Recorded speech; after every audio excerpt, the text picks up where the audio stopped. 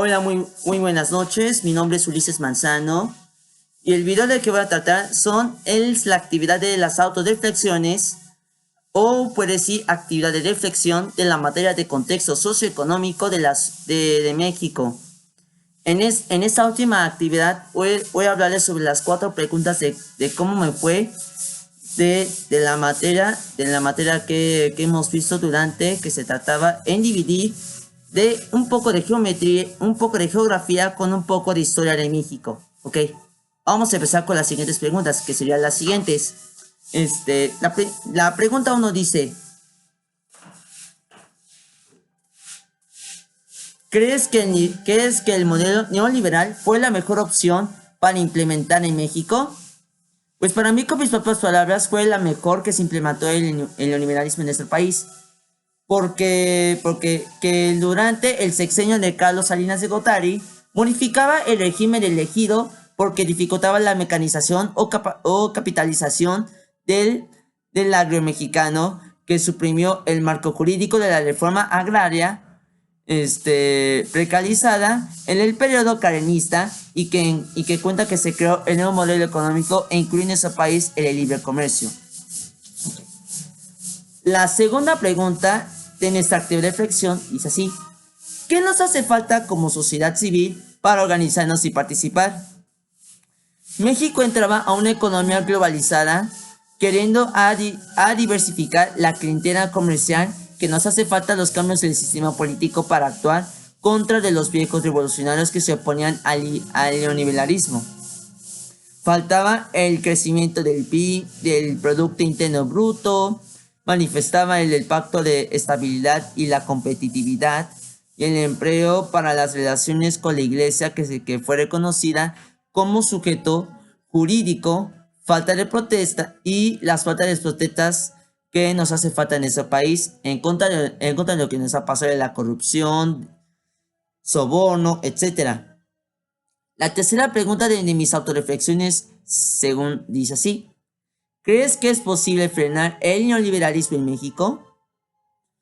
Pues para mí sí, porque están haciendo cambios en el gobierno, ya que en ese año, en el 1993 o 1994, anotaron que se midieron 4 medidas políticas económicas a favor de los pueblos indígenas, y que también continuaron los conflictos electorales cuando el 23 de marzo fue asesinada a balazos al candidato a la presidencia, Luis Donaldo Colosio, mientras pronunciaba un discurso de pre-campaña en un estado de México, pero no me acuerdo el nombre, pero se los diré en cualquier momento. El ambiente presentaba tensiones generadas por secuestros de empresarios o casos de corrupción que se hacían públicos. Y la cuarta pregunta dice así: ¿qué importancia tienen los movimientos de oposición en el contexto del neoliberal? Pues para mí su importancia fue el sexenio de Cedillo, que estaba viendo la crisis económica de 1995, por lo que debe de evaluar el sobrevalorado peso en un 15% obligado a declarar la libre fluctuación de la moneda del día 22 de diciembre. El mercado convulsionó al borde del hundimiento, el peso perdió en un 60% su valor, o que el mercado financiero volvió a estabilizarse al tener el poder adquisitivo por la población y agravamiento de las desigualdades sociales. Pues para esas 4 preguntas hablan sobre de la unidad 3 de contexto socioeconómico de México, que habla sobre el tema de neoliberalismo y la globalización. Pues como preguntas extras para terminar el curso, pues ¿cómo me fue en ese curso? Pues para mí en ese curso me fue muy bien, porque hablaban sobre un poco de geografía y un poco de historia de México. De geografía hablaban en la unidad 1 sobre del PIB, sectores económicos. También hablaban sobre el INEGI, estados de la República que tienen un mayor de recursos naturales o que cuentan con mayor de actividades económicas. según el caso.